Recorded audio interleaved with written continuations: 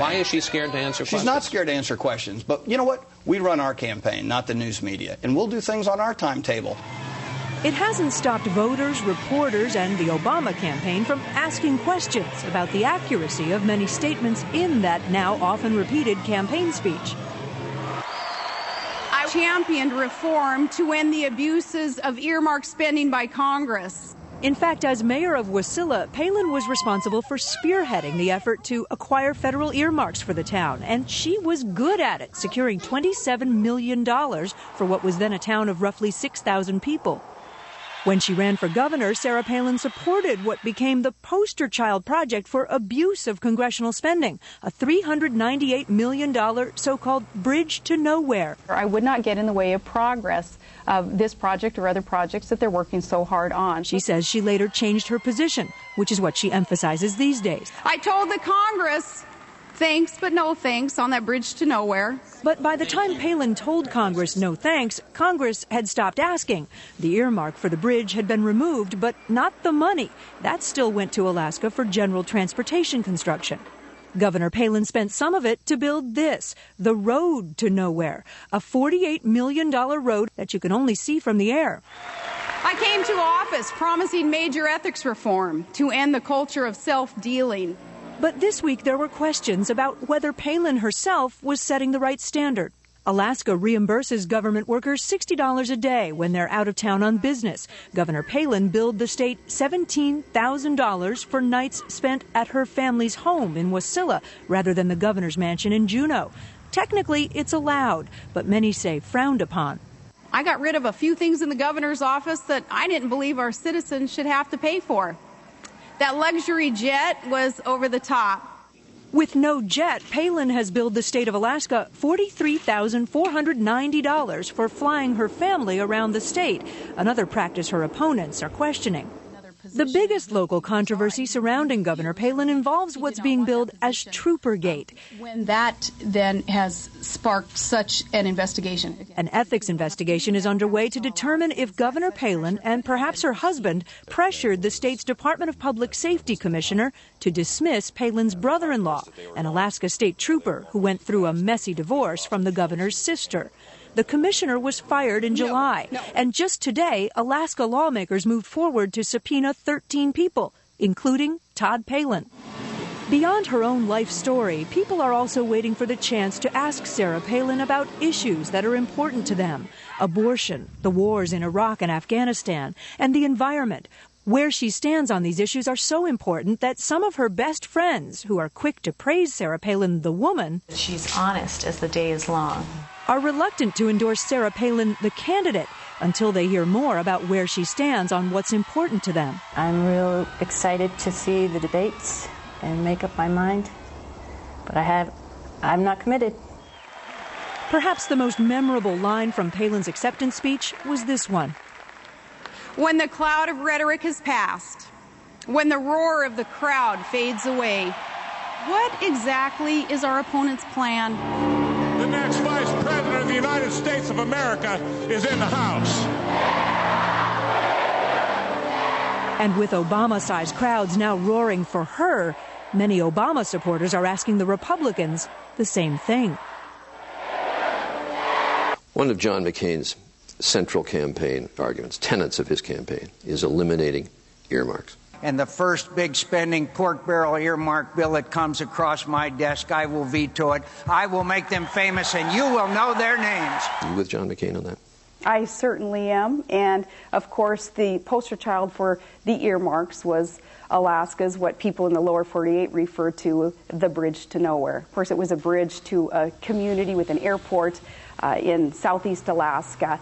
But that was excessive, and an earmark like that, not even supported necessarily by the majority of Alaskans. We killed that earmark, we killed that project, and as I've said over and over, if Alaska wants that bridge, $300, $400 million over to that island with an airport, we'll find a way to build it ourselves. The rest of the country doesn't have to build that for us.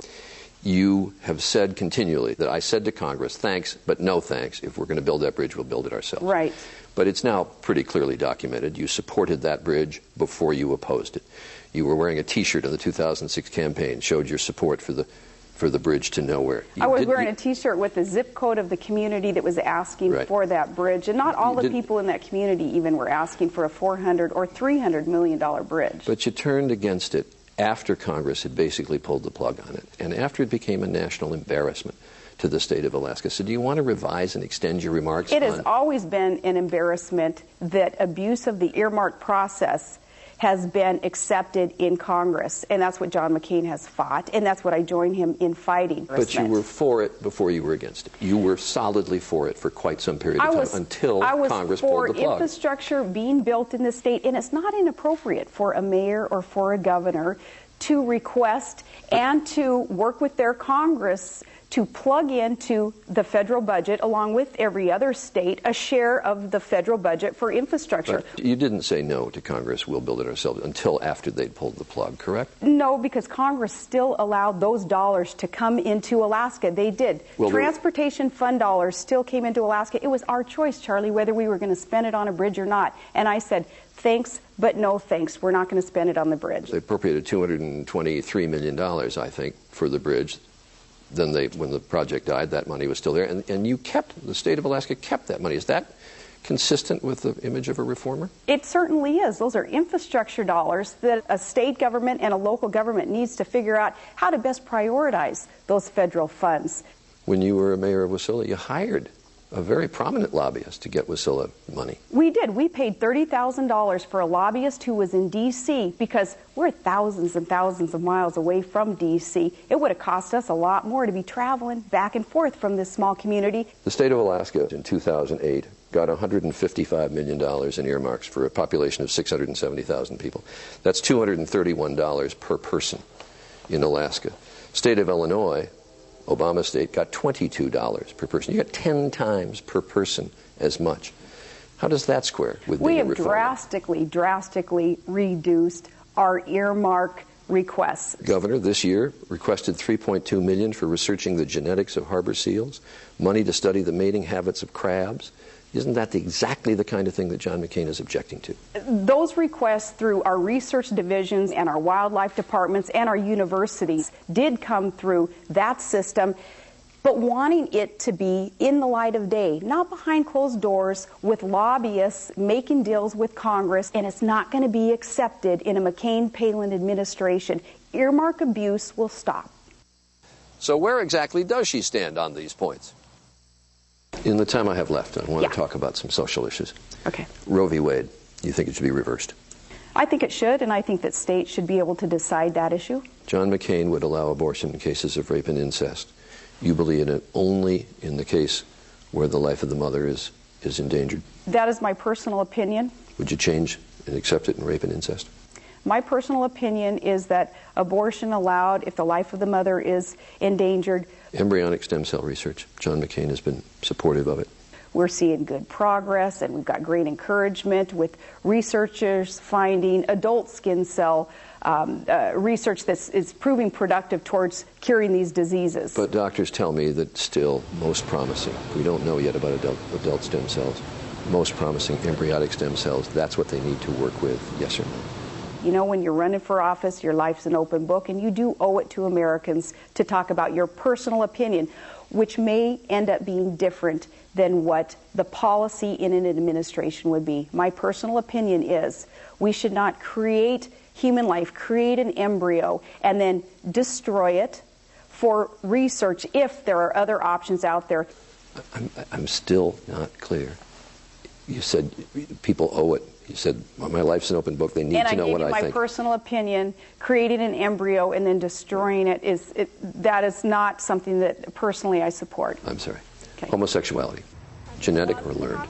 Oh, I don't know, but I'm not one to judge. And you know, I'm from a family and from a community with many members of many diverse backgrounds, and you know, I'm not going to judge someone on whether they believe that homosexuality is a choice or genetic, and I'm not going to judge them. Guns. 70% of this country supports a ban on semi-automatic assault weapons. Do you? I do not. The other issue is Troopergate, which is very much in the news today. The Associated Press is saying now there's going to be 13 subpoenas that come out. one of them to your husband, Todd. Do you welcome the investigation? Absolutely. There's nothing to hide in this. Sarah Palin once said that women in politics shouldn't whine when they're put under a microscope. She was talking about Hillary Clinton. But now it's her turn.